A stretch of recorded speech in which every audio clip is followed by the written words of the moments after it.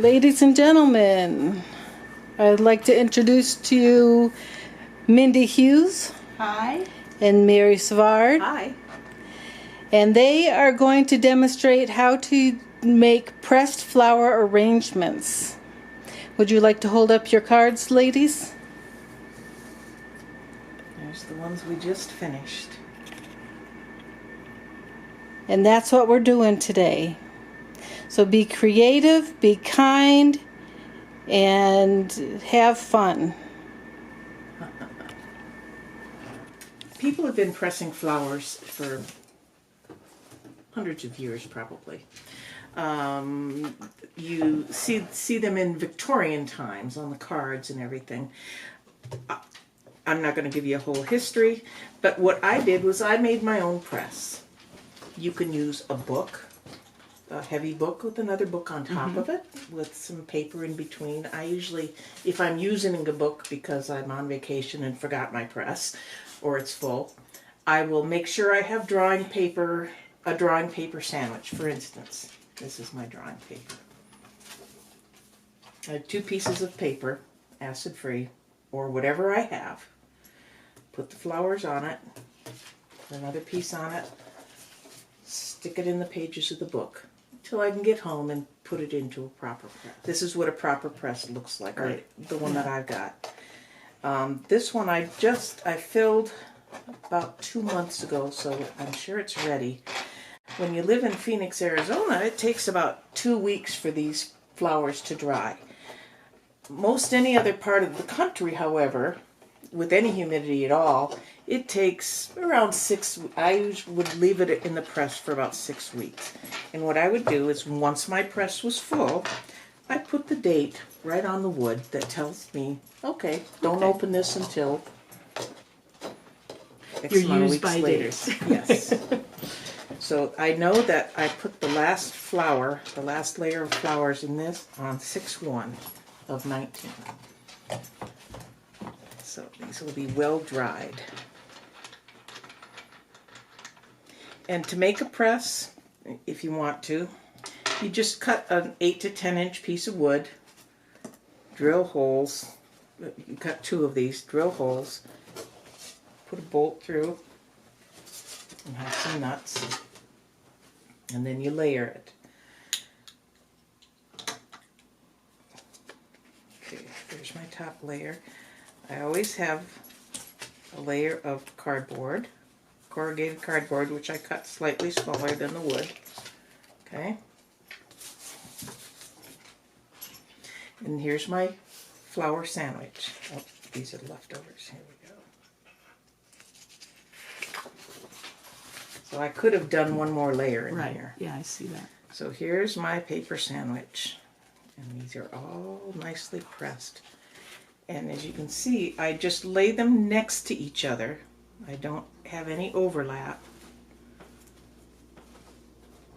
And now these are ready to put into my long-term storage. This is how I do my long-term storage. I take a large, these are all full, so I can't show you a blank one at the moment. I take a large piece of drawing paper. Nothing fancy, just, you know, I check to make sure it's acid-free. Some of these flowers are 15, 20 years old. Some of them are 6 months old. And I just fold it in half. And I lay my finished flowers in there and put them in that box. And this, when they start out, they're actually all nice and pretty and everything. And, you know, several times a year I rearrange them and get rid of stuff that I don't want. These are 4 years old. And look at the colors. They're beautiful, yeah. These came out of my backyard. I threw some seeds in one of the beds, and this is what I got. Different colors, and you can see they just... And then when I'm done with one sheet and it's full, just depends. Now these, normally I wouldn't use this giant one unless I'm doing a big picture. But these, I do use bits and pieces. I might use a single Like leaf the from leaves, that, yeah. or just the tip, that kind of thing. So I do, press all different sizes, and do cut them apart as I need them. So that's the long-term storage for me that works for me without taking up a lot of space and also keeping the color preserved. One of the things I'm very careful about with plants is I don't destroy the plant. I don't pull it up. I don't cut it off at the base. If there's only one flower on that plant, I don't take it.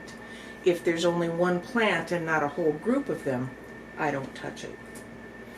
Because it's just conservation. Yeah. You want to take care of it. And you want to perpetuate the plant. Exactly. Yeah. So, and I just put layer after layer after layer. There's some Oh, right those there. are pretty. And I usually try to put, if I'm doing heavier flowers or fatter flowers, I just put those flat flowers on, or fat flowers on. Yeah. And I'll do skinny flowers or fat flowers or leaves, but keep them You want similar size. each layer to be the same. Yeah, yeah. So that's the process of pressing. When you're removing them, you can use your fingers like that. But I prefer where's my tweezers go? Get this out of the way. To loosen it up, I'll just take my X-Acto knife and kind of go like that, and then pick it up with my tweezers. One of the mistakes I made with my very first press that my mom gave me was I pressed flowers. Lots of flowers. Yeah. And when I went to make a card, it's like, all I have is flowers. I don't have any leaves. So I found through the years that I actually end up pressing as many or more leaves as I do flowers. Because you want a little bouquet on your finished product. Exactly. Yeah. And when I'm collecting flowers, I just take a little cup with me, take the piece of flower that I'm going to use, stick it in the cup, and bring it home, and I press them right away. I collect the flowers after the dew is dried, because if you put a wet flower in there, you'll end up with a moldy finish. Yeah. If it's public property, if you're in a park or something, you have to make sure that there's no rules that say don't touch the, don't Right. And mess with the flora and fauna. So that's about it for that. This is what I use when I'm teaching a class. Everybody will get their tray, and I put the flowers on ahead of time, and then they design with them. You ready to make a picture? Sure am. What did you pick? I think I'm going to do one of these. Okay. This one I like. I've had many friends with whom I've shared my time, but very few with whom I've shared my heart.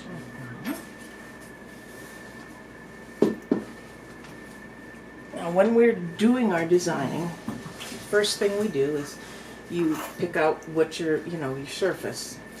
You need, for the designing, again, your handy dandy tweezers. You're going to need a bit of glue. You're going to need something to cover the flowers.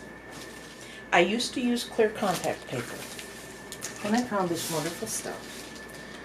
It's an iron-on vinyl. It's made by Heat and Bond,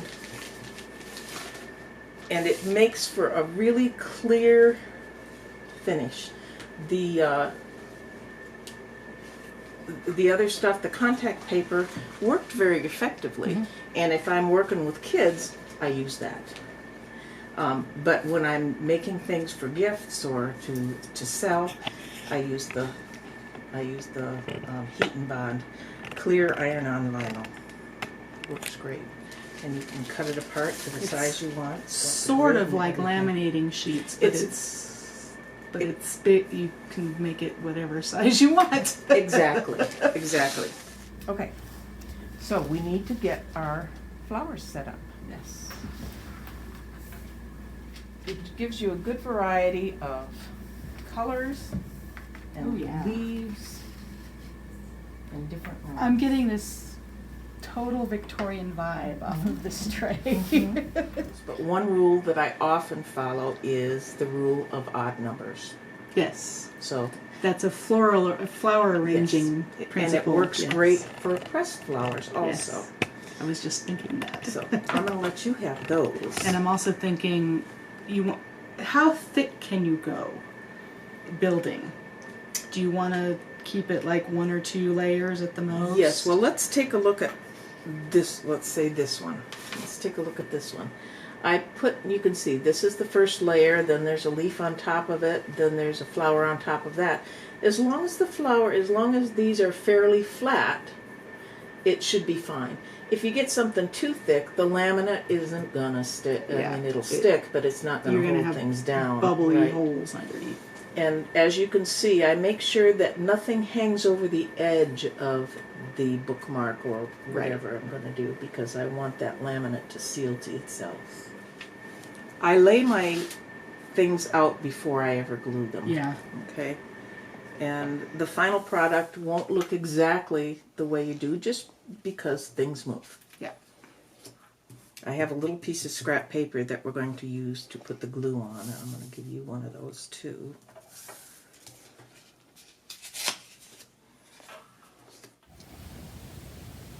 So do you have it the way you like it? I think I like this one just like it is. Okay. So the next thing we're going to do is put our glue down. Okay. So I'm going to take my pieces off. You may not want to take all yours off. I take the top layers off so that I can remember where I put them. Now I just use, you ready? We're good. I just use plain old white glue, craft glue, anything that's not too thick. Okay? So you want PVA glue, not super glue, not CA glue. Right. There you go. There's another brand that I like real well. It's called Sobo Glue. I get that at I've heard of Joann's. Sobo, yeah. I was cleaning my craft room and didn't have any more, so we have Elmer's, which works just fine. Okay, when you're ready to start putting your flowers down, first you take the bottom layer, okay, the flowers. You lift it up and put the tiniest dot. This glue is only to hold it in place until we put the laminate on. There, that's it. Just the tiniest dot in a couple places. If I'm doing a branch, I'll put some just right there on the branch itself, like that. A little dot. Just enough to hold it down. Okay? Okay, these are not sticking at all. There's too much. Okay, you don't want them to really, you just want them to sit there and not move. It's okay. It's okay if it doesn't stick, because the laminate is going to take care of that. Got it. The only reason we put any glue on them whatsoever is So to they're hold not it on the sliding paper. around. Gotcha. That's it. Is to just hold it on the paper. So you can see mine stick up too. I'm not a bit worried about it. There. Okay. One thing that's important to do is to sign your work.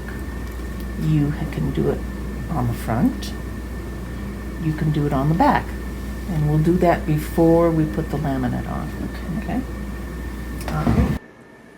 Our design is done. Now it's time to do the laminating. I have a very complex measuring system for getting the right sizes. I lay this on there.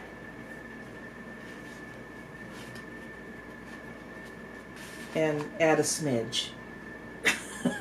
So that, I look at this and that tells me, okay, if I cut along that line, that's going to be wide enough.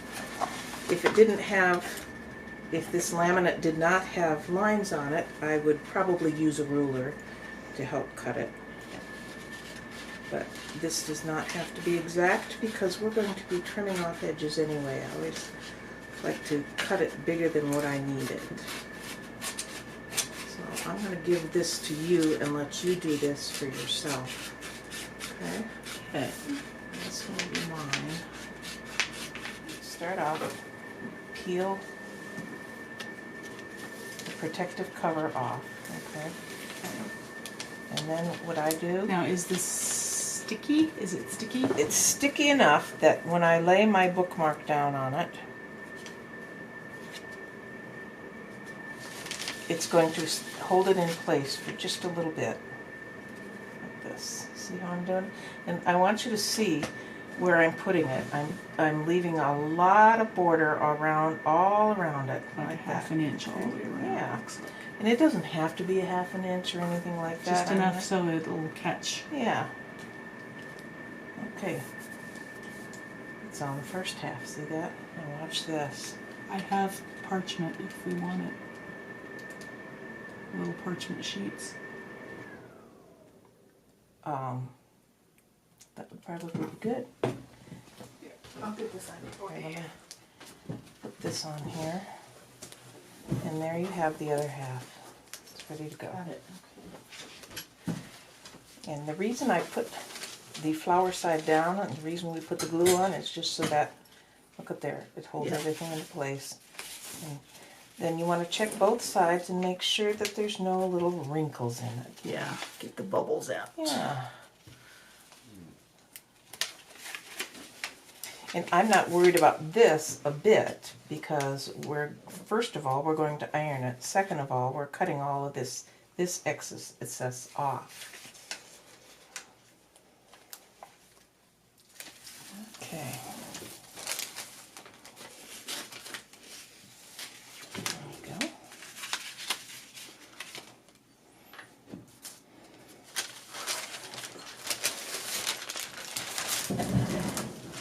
It's easy to do it standing up. So you can see the reason I leave it wider is it just makes life so much simpler. You don't have to worry about lining things up or being straight or anything. You don't even have to press it down hard because the iron's going to do all of that work for you. And you lay that right over here all the way down to the end.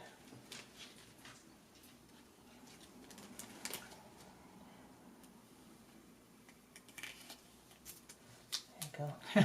Always, work from the middle out like that, just like you're making dough. Yeah. Rolling out pie dough or something. My end all smushy. Take that. Once it gets ironed down, it's going to smooth out some of that stuff.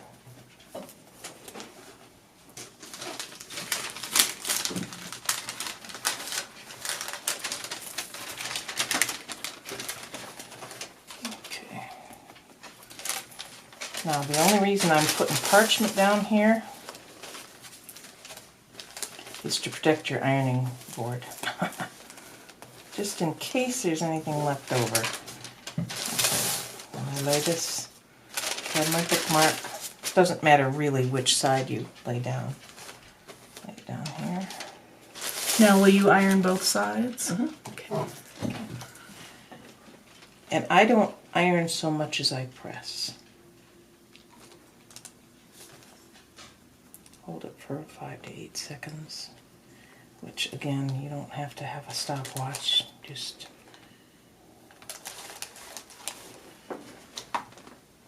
Cute little iron. yeah. And you can see I don't move it really much at all.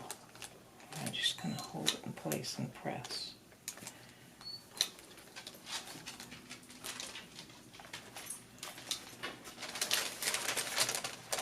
See, now I'm going to look at it, and you can see, I'm going to let it dry a little bit. I mean, let it cool. Yeah. There's a Bubble big up there, bubble I see. there, so that says okay. That needs more stick. Well, and it needs to maybe have a little bit more focus on that particular thing.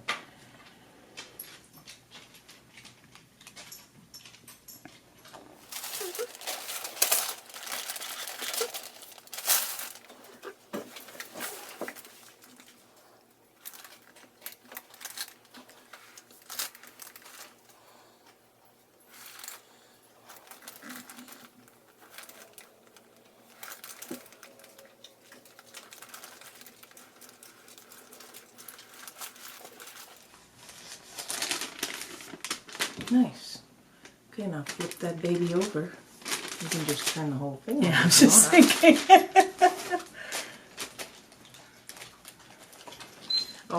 You always want to start in the middle of your project and work your way out. I realized that after I set it down.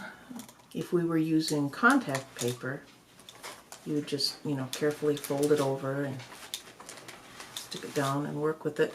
Sometimes with contact paper, you have a bubble in there. You use just a little pin and poke a hole to let that air out so that it'll compress. Yeah. Like wallpaper. Yeah.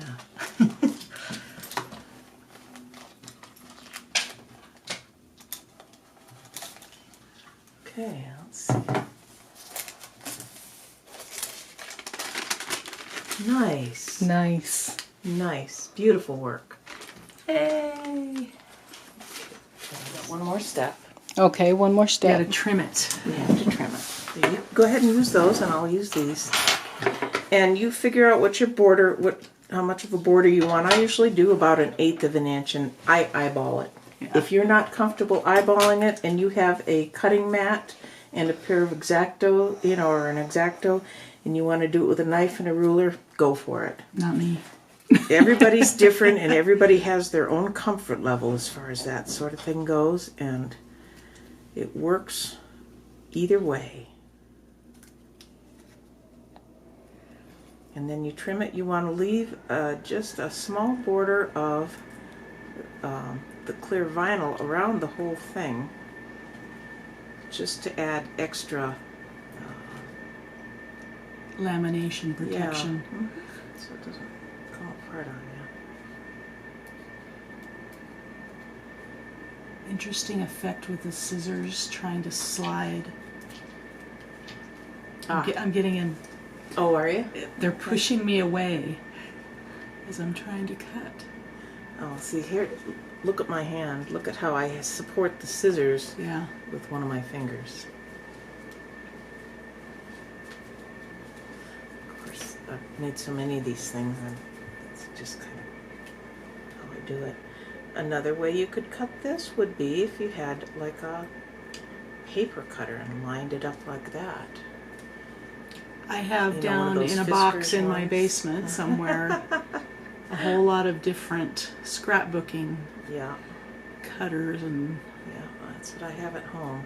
But I still usually resort to the scissors.